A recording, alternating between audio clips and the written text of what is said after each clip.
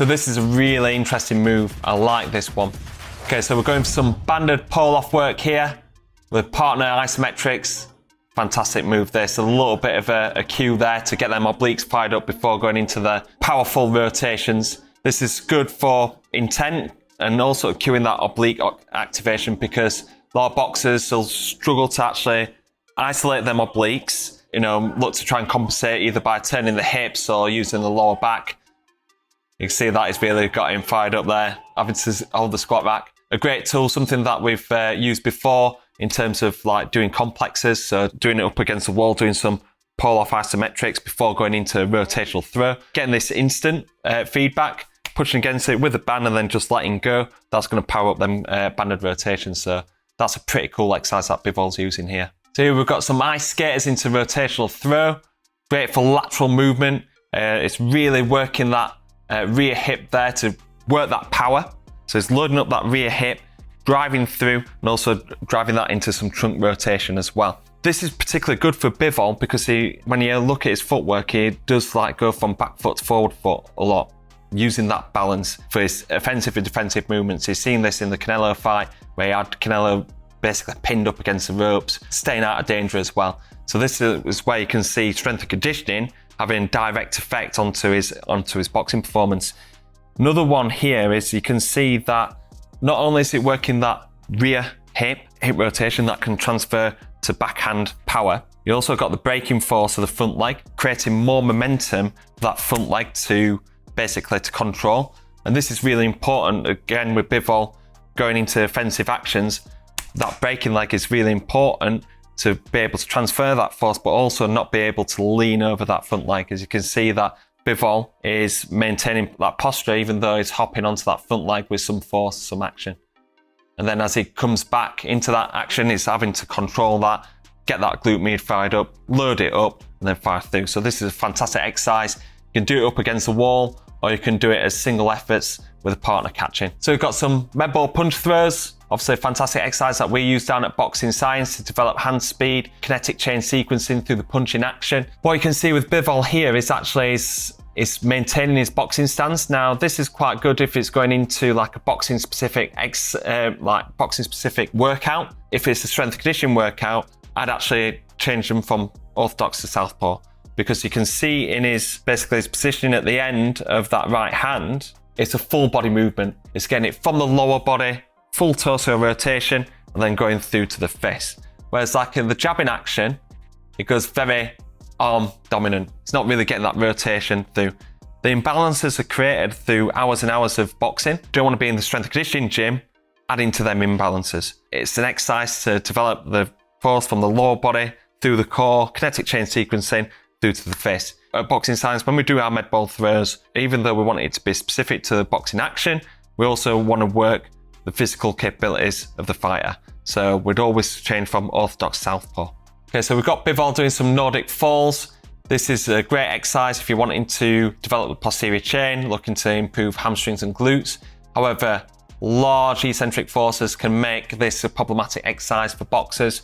You can see that it's slow, and he's actually unable to transition from eccentric forces of that large, that is unable to kind of transition that without the hand support. This is a good regression from like a full Nordic fall. I'd probably only use this exercise if I'm working with an injured athlete that's unable to do a back squat or do a trap bar deadlift. It's an exercise that can end up making athletes too sore, or maybe too, in terms of hamstrings, too dominant for the hamstrings. A lot of studies have shown that Nordic falls actually contribute to injuries in footballers.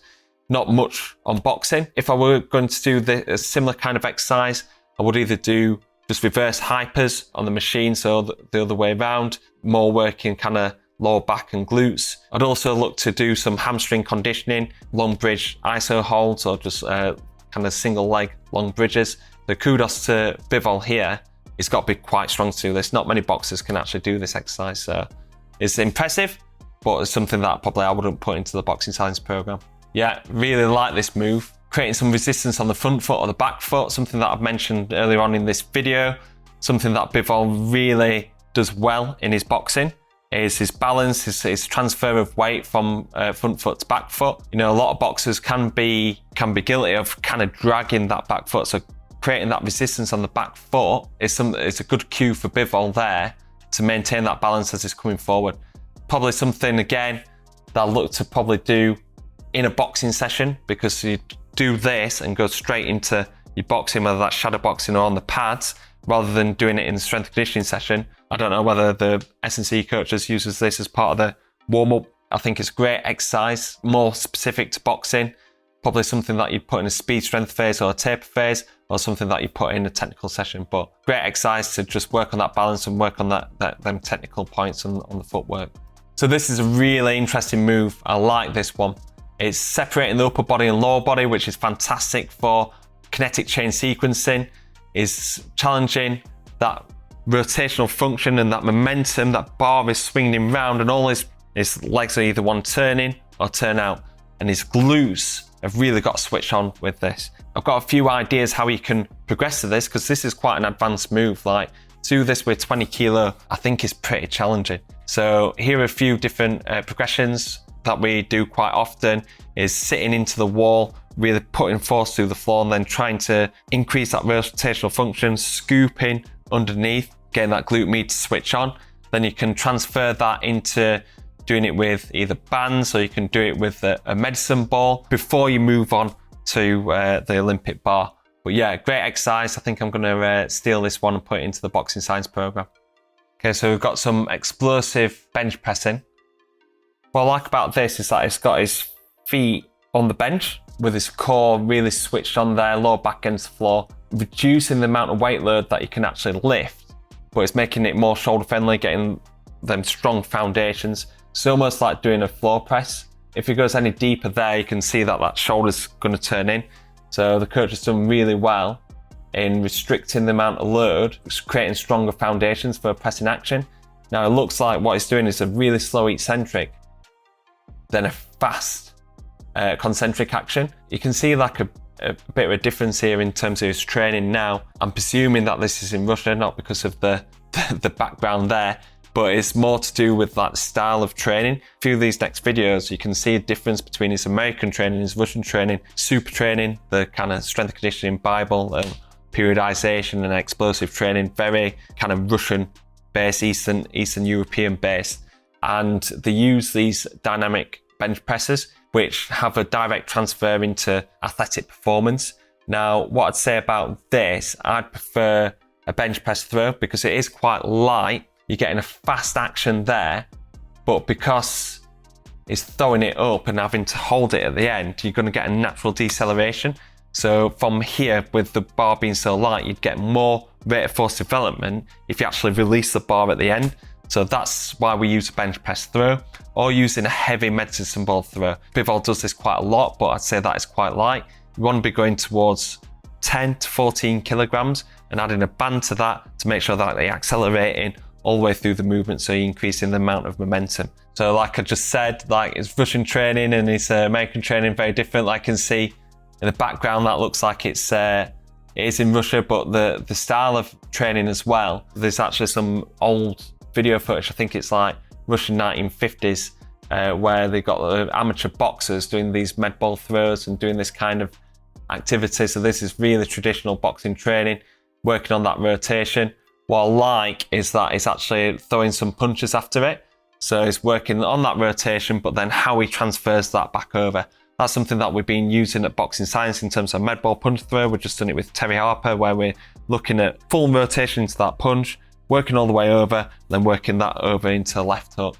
So he's using some traditional bench dips there. If you're a keen follower of Boxing Science, you'll know that I don't really program dips that often, and I'd look to use the alternatives.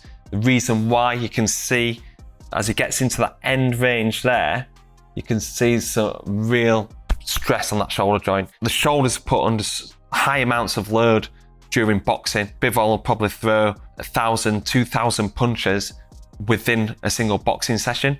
The last thing that he wants to do is put extra load through that shoulder joint there. And you can see he's getting really deep into there, into that anterior capsule there, putting a lot of pressure on there. What I'd prefer to do is do some neutral grip press ups, either on some dumbbells, kettlebells, or using some handles. This will keep the wrist safe, but also will increase the activation of the triceps.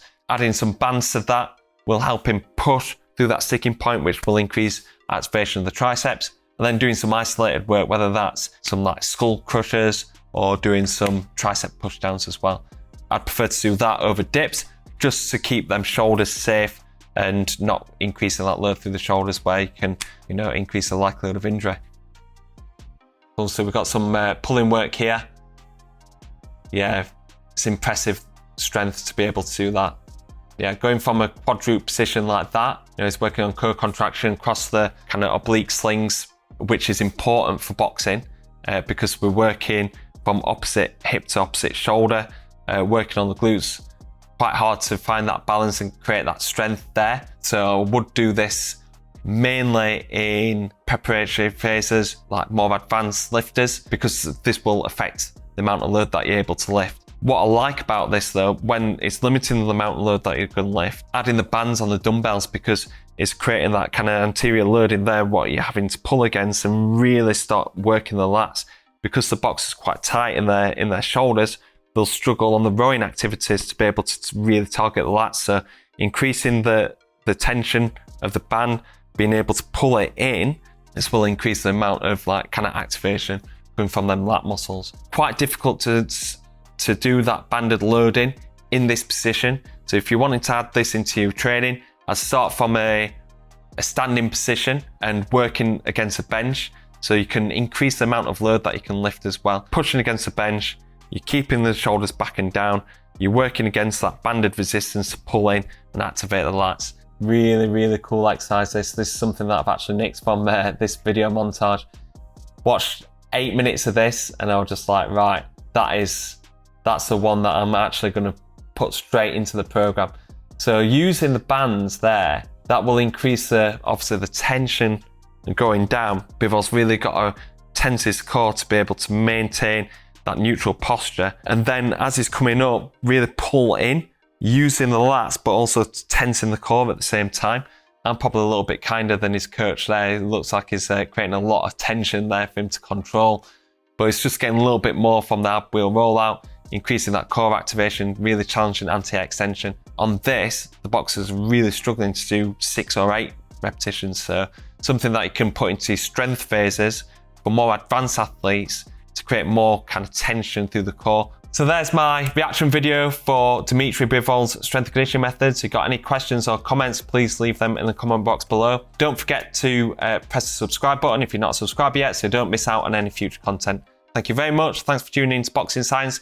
Hopefully see you on the next video of Boxing Science Reacts.